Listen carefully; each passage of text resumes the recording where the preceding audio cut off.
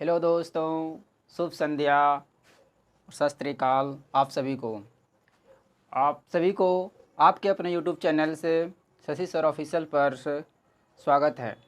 और आज हम लोग पढ़ने वाले हैं ट्रिगोनोमेट्रिकल रेशियो, यानी कि हम लोग एनसीईआरटी मैथ्स का चैप्टर हो समझ ले तो इसको चैप्टर 8 होगा। तो इसमें से कितना क्वेश्चंस आएगा बोर्ड में से 20 नंबर का ऐसे क्वेश्चन पूछा जाता है। तो इसमें हम इसका परिचय के साथ साथ टोटल रिवीजन करेंगे पहले फार्मूला का, क्योंकि पढ़ा हुआ पार्ट है हम लोगों का। तो देखते हैं। तो पहले हम ट्रिगोनोमेट्री के बारे में समझेंगे कि ट्रिगोनोमेट्री शब्द है क्या। तो ट्रिगोनोमेट्री है आपके पास। ट्रिगोनोमेट्री शब्द जो हुआ है सर, तो इसमें से कहाँ से व्युत्पन्न हुआ है। ट्रिगोनोमेट्री शब्द एक अंग्रेजी शब्द है जिसका विस्तार जो है ये ग्रीक शब्द से हुआ है। ट्रिगोनोमेट्री शब्द का व्युत्पन्न जो है एक ग्रीक शब्द के ट्री प्लस गोन प्लस मैट्रोन से हुआ है।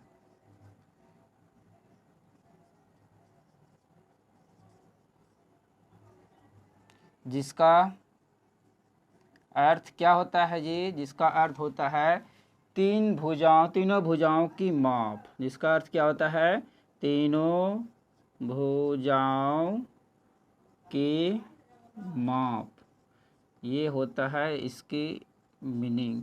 तो हम लोग ट्रिगोनोमेट्री में क्या पढ़ेंगे? तो तीनों भुजाओं की माप, तो ये इसका मीनिंग होता है ने ट्रिगोनोमेट्री का। अब त्रिकोणमिति, ट्रिगोनोमेट्री है त्रिकोणमिति के में से किसका संबंध क्या होता है सर? त्रिकोणमिति में क्या चीज़ के बारे में संबंध के बारे में जानकारी लेंगे। तो त्रिकोणमिति में एक संबंध के बारे में जानेंगे। त्रिकोणमिति में तो त्रिकोणमिति में क्या होता है कि एक समकोण त्रिभुज होते हैं।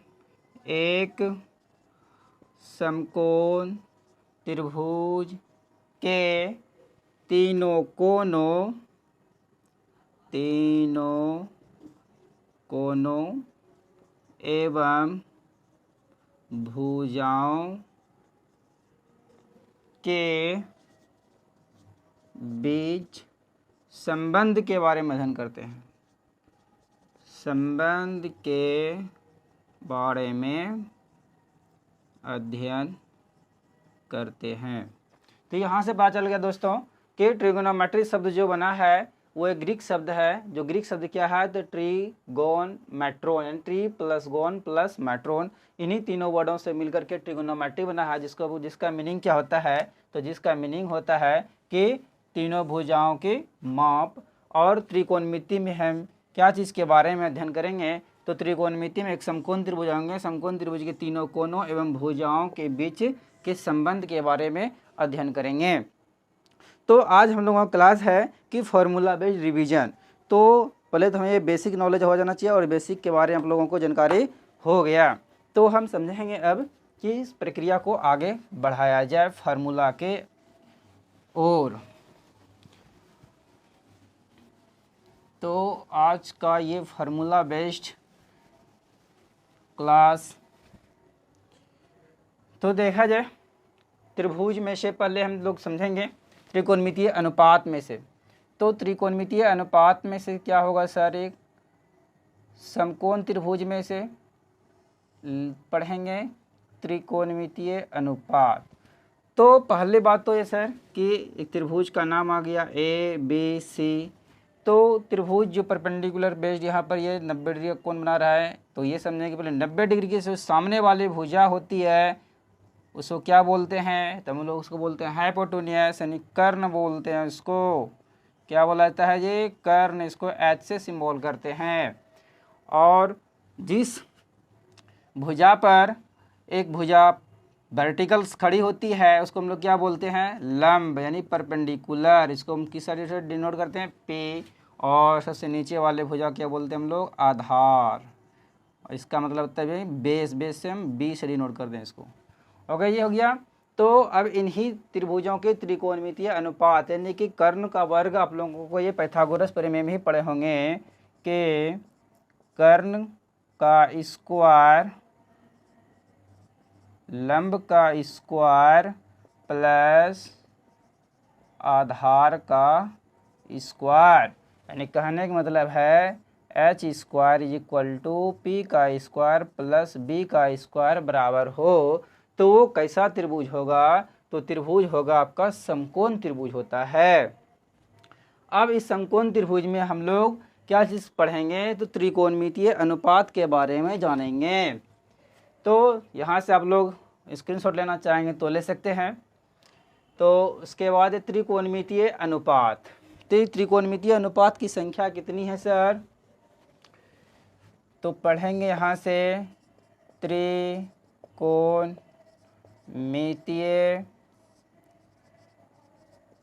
अनुपात के संख्या 6 है। कितनी है ये? तो 6 है। कौन कौन है? तो साइन है, साइन थीटा, कॉस थीटा,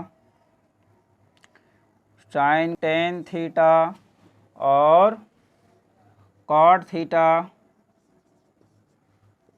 और कॉट के बाद है क्या? Sec theta and cosec theta,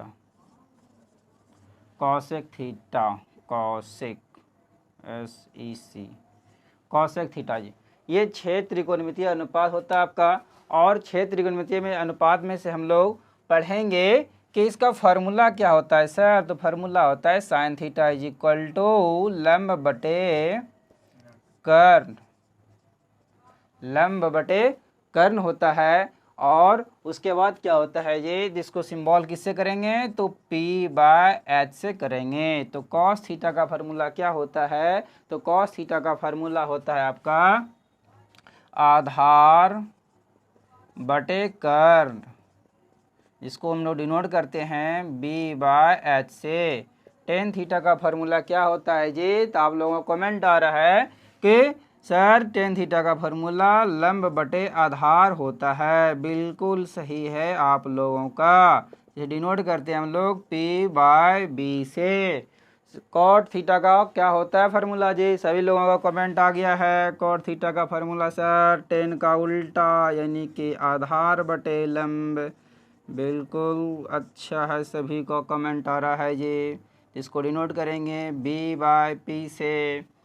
और सेक थीटा का जी, सेक थीटा का भी कमेंट बहुत लड़के का आ गया है। सेक थीटा सर होता है, क्या बोल रहा है बहुत लड़का कि सर कॉस थीटा का अपोजिट होता है। तो बिल्कुल सही। तो ये हो जाता है आपका कर्ण बटे आधार, कर्ण बटे आधार। इसको डिनोट करेंगे हम लोग H/B से।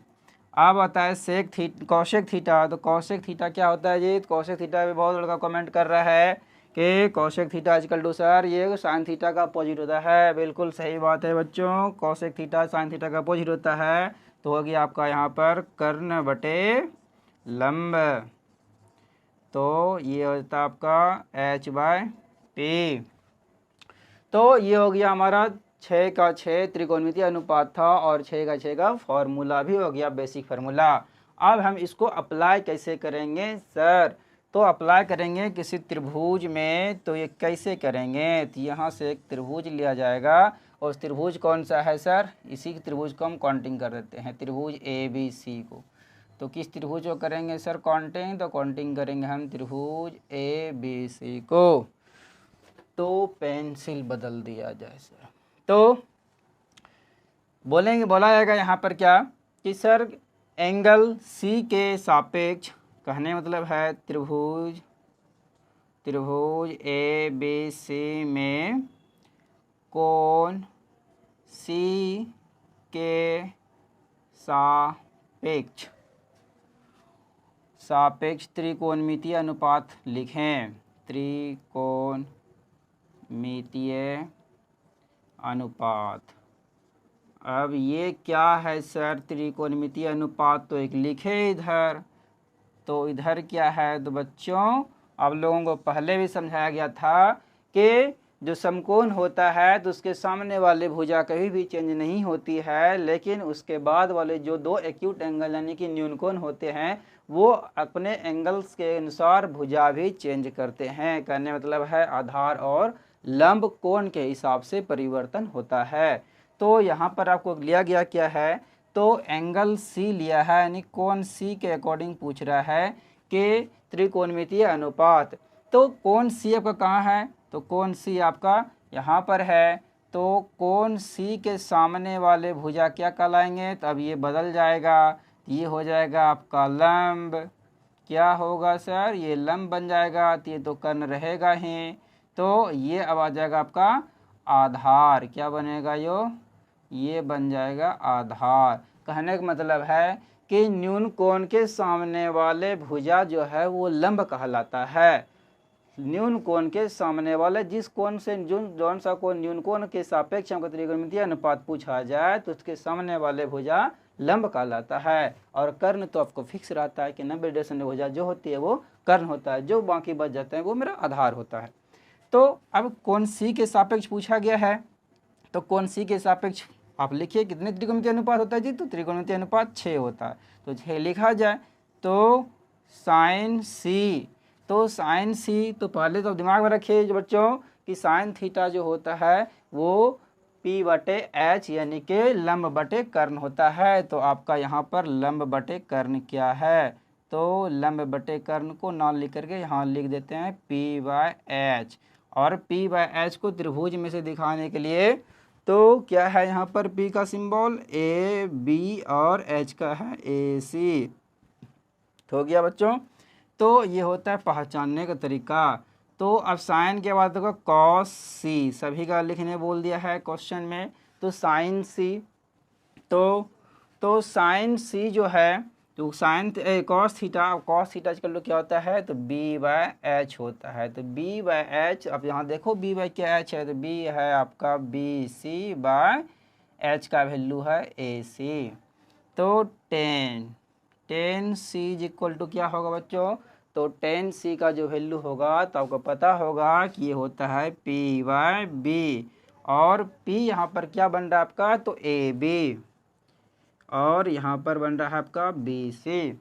उसके बाद आता है आपका त्रिकोणमितीय अनुपात में 3 हो गया, 3 और है। तो 10 के बाद कॉट होगा, कॉट सी, यानी कि त्रिभुज में से एंगल सी से कॉट सी, तो cot theta equal to B/P होता है। सर बहुत लड़के का कमेंट आ गया। तो इसमें देखा जाए B/P, तो B आपका कहता है BC/P आ गया आपका AB। और इसमें देखा जाए तो सेक थीटा, सेक सी से क्या होगा बच्चों, सेक सी का रिलेशन बताओ त्रिभुज ABC में। सेक सी बहुत लड़के बोल रहा है कि सर सेक थीटा जो होता है वो होता है हमारा H/B होता है। इस कारण से बहुत सारे लड़का कमेंट आ रहा है कि सर AC/BC होगा। तो पहले तो फार्मूला लिख लो बच्चों कि H/B, और इस कारण सभी का आंसर सब वक्त सही आ रहा है AC/BC। और एक त्रिकोणमितीय अनुपात आपका बच रहा है, तो यहाँ पर क्या बचेगा, कॉसेक सी। तो कॉसेक थीटा का बताओ फटाफट जी सभी को। तो कॉसेक थीटा का सर सभी बोल रहा है कि सबका आपको क्वेश्चन आ रहा है कि AC/AB होगा सर। AC/AB क्या होता है जी, तो वहाँ कर्ण बटे लंब बोल रहा है, तो बिल्कुल सही। तो H/P का फार्मूला पर क्या बन जाएगा, AC/तो AB। तो इस प्रकार से सभी बच्चों लगभग सीख गए होंगे कि त्रिभुज के समकोण त्रिभुज के एक न्यून कोण के सापेक्ष में लंब में परिवर्तन होने के कारण से आपका त्रिकोणमितीय अनुपात में त्रिभुज के जो भुजा होता है उसमें भी परिवर्तन आता है। तो यदि एंगल ए से पूछा जाएगा तो एंगल ए से क्या बनेगा, तो इधर लंब बन जाएगा, फिर इधर नीचे आधार बन जाएगा। तो आप सभी को समझ में आ गया होगा यहाँ पर।